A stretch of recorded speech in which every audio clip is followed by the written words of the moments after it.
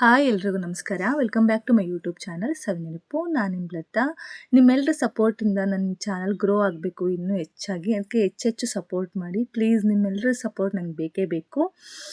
ನಾನಿವತ್ತು ಹೋಟ್ಲಲ್ಲಿ ಸಿಗೋ ಥರ ಮಸಾಲ ಟೀನ ಹೇಗೆ ಮನೇಲೇ ಮಾಡ್ಕೊಳ್ಳೋದು ಅಂತ ತೋರಿಸ್ತಾ ಇದ್ದೀನಿ. ಯಾರೆಲ್ಲ ಹೊಸ್ತಾ ನನ್ನ ಚಾನಲ್ ನೋಡ್ತಾರೋ ಪ್ಲೀಸ್ ನನ್ನ ಚಾನಲ್ನ ಸಬ್ಸ್ಕ್ರೈಬ್ ಮಾಡಿಕೊಂಡು ಲೈಕ್ ಮಾಡಿ, ಶೇರ್ ಮಾಡಿ, ಕಮೆಂಟ್ ಮಾಡಿ. ಈಗ ಹೇಗೆ ಮಾಡೋದು ಅಂತ ತೋರಿಸ್ತಾ ಇದ್ದೀನಿ. ಮೊದಲು ಟೀಗೆ ಬೇಕಾಗಿರೋ ಮಸಾಲೆನ ಮಾಡ್ಕೊಳ್ಳೋಣ.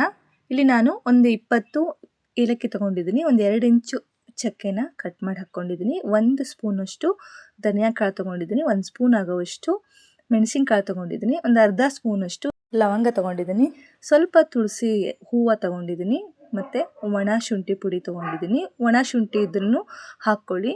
ಒಂದು ಚಿಟಿಗೆಯಷ್ಟು ಅರಿಶಿನ ಪುಡಿ ತೊಗೊಂಡಿದ್ದೀನಿ. ಇಲ್ಲಿ ನಾನು ಗ್ಯಾಸ್ ಮೇಲೆ ಒಂದು ಕಡಾಯಿನ ಕಾಯಕ್ಕಿಟ್ಟಿದ್ದೀನಿ. ಅದಕ್ಕೆ ಲವಂಗ, ಮೆಣಸಿನ್ಕಾಳು, ಧನಿಯಾ ಕಾಳು, ಚಕ್ಕೆ, ಏಲಕ್ಕಿ ಇವನ್ನಷ್ಟನ್ನೇ ಮೊದಲಿಗ ಡ್ರೈ ಆಗಿ ರೋಸ್ಟ್ ಮಾಡ್ಕೊಳ್ಳೋಣ. ಲೋ ಫ್ಲೇಮಲ್ಲೇ ಹುರ್ಕೋಬೇಕು, ಚೆನ್ನಾಗಿ ರೋಸ್ಟ್ ಮಾಡ್ಕೋಬೇಕು, ಕೈ ಆಡ್ತಾನೆ ಇರಬೇಕು, ಸೀಸಕ್ಕೆ ಹೋಗ್ಬಾರ್ದು. ನಮಗೆ ಯಾವಾಗ ಏಲಕ್ಕಿ ಕಲರ್ ಚೇಂಜ್ ಆಗೋ ತನಕ ಸ್ವಲ್ಪ ಹುರಿದಿರೋದು ಗೊತ್ತಾಗುತ್ತೆ ಏಲಕ್ಕಿ ಫ್ರೈ ಮಾಡೋದ್ರಿಂದ. ಅಲ್ಲಿ ತನಕ ನಾವು ನಿಧಾನ ಉರಿಲೇ ಚೆನ್ನಾಗಿ ಹುರ್ಕೊಳ್ಳೋಣ.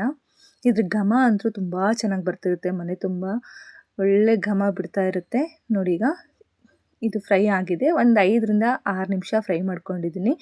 ಏಲಕ್ಕಿ ನೋಡಿದ್ರೆ ಗೊತ್ತಾಗುತ್ತೆ ನಮಗೆ ಇದು ಚೆನ್ನಾಗಿ ಫ್ರೈ ಆಗಿದೆ ಅಂತ. ಏಲಕ್ಕಿ ಸಿಪ್ಪೆ ಲೈಟಾಗಿ ಬ್ರೌನ್ ಕಲರ್ ಆಗುತ್ತಾ ಬರುತ್ತೆ. ಈಗ ಚೆನ್ನಾಗಿ ಹುರಿದಿದೆ.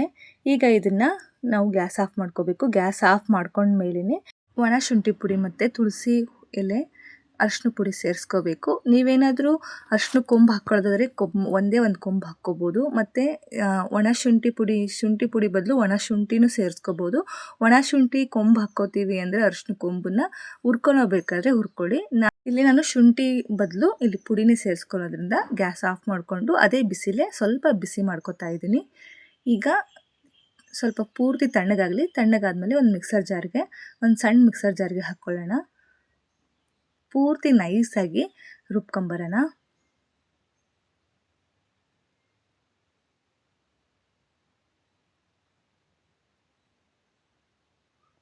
ಇದನ್ನ ನಾವು ಹೆಲ್ದಿ ಟೀ ಅಂತಲೇ ಕರಿಬೋದು. ಯಾಕೆಂದರೆ ಇದರಲ್ಲಿ ಹಾಕಿರೋ ಎಲ್ಲ ಐಟಮ್ಸು ನಮಗೆ ತುಂಬ ಆರೋಗ್ಯಕ್ಕೆ ಒಳ್ಳೆ ಇರೋ ಐಟಮ್ಸೇ.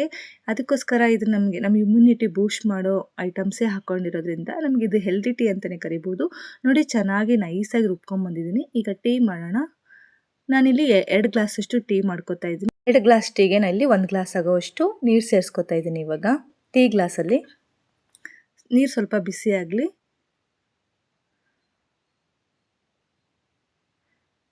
ನೀರು ಇನ್ನೇನು ಬಿಸಿ ಆಗ್ತಾ ಇದೆ ಅಂದಾಗ 1.5 ಸ್ಪೂನ್ ಆಗೋವಷ್ಟು ಟೀ ಪುಡಿ ಹಾಕ್ಕೋತಾ ಇದ್ದೀನಿ. ಯಾವುದಾದ್ರೂ ಹಾಕ್ಕೊಳ್ಳಿ.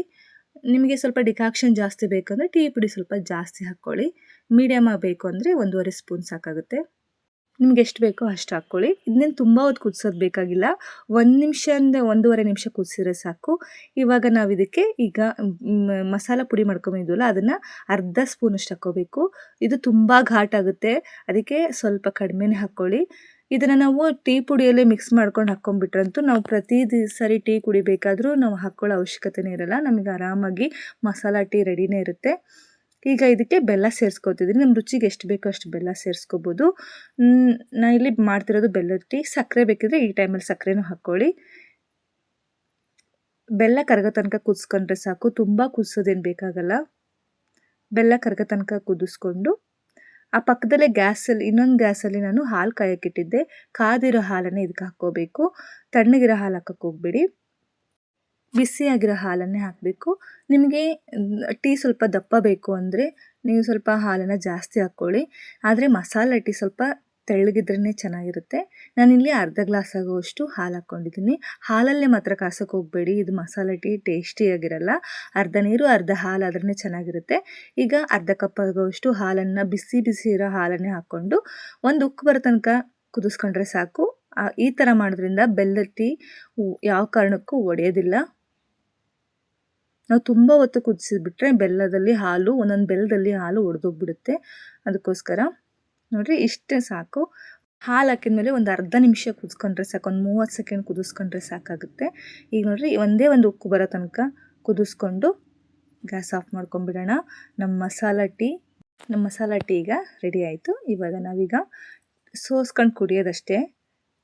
ಈ ಟೀನ ಎಸ್ಪೆಷಲಿ ಶೀತ ಆದಾಗ, ಗಂಟ್ಲು ಕೆರೆಸಿದಾಗ ಮಾಡ್ಕೊಂಡು ಕುಡಿದ್ಬಿಟ್ರಂತೂ ಒಳ್ಳೆ ರಿಲೀಫ್ ಸಿಗುತ್ತೆ. ಮೆಣಸಿನ್ಕಾಳು ಹಾಕೋದ್ರಿಂದ ನಮ್ಮ ಗಂಟ್ಲಲ್ಲಿ ಕೆರೆಸ್ತಿರೋದು ಮತ್ತು ಏನಾದರೂ ಗಂಟ್ಲಲ್ಲಿ ಒಂದು ಕಿಚ್ ಕಿಚ್ ಅಂತಿರುತ್ತಲ್ಲ, ಆ ಟೈಮಲ್ಲಿ ಮಾತ್ರ ಈ ಮಸಾಲ ಟೀ ತುಂಬ ಹೆಲ್ದಿಯಾಗಿರುತ್ತೆ.